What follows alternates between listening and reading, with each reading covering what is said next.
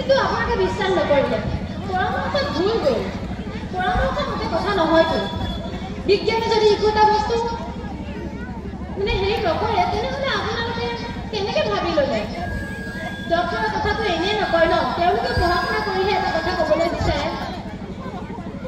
আপুনি নিজকে চম্ভালক নাজানে পাৰিছা এয়া আমাৰ কপালৰ লিখন আমি যদি পঢ়া শুনা হ'লো শিক্ষিত হ'লো হয় সেইসময় আমি খুৰীৰ কথা নুশুনি হয়তো ডক্টৰৰ কথা শুনিলো হয় আৰু তেতিয়া হয়তো আমাৰ সন্তানটিৰ আজি এই অৱস্থা নহ'ল নহয়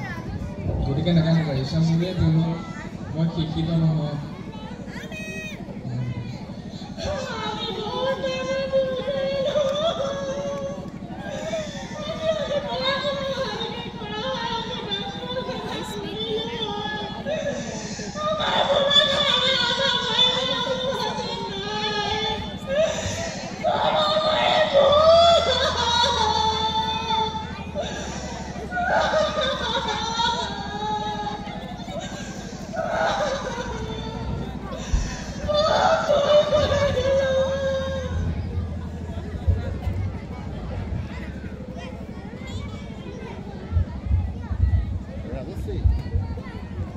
এয়াই আছিল প্ৰশান্ত আৰু ৰিচাৰ কাহিনী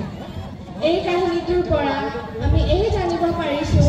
যে শিক্ষা আমাৰ মাজত কিমান প্ৰয়োজনীয় শিক্ষাৰ অবিহনে আমাৰ ব্যক্তিগত জীৱনেই হওক বা সামাজিক জীৱনে দুয়োটা আধৰুৱা শিক্ষাৰ জৰিয়তে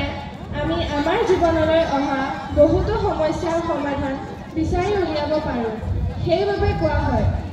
ঘৰে ঘৰে শিক্ষাৰ বন্তি তেতিয়াহে আহিব সমাজত শান্তি ধন্যবাদ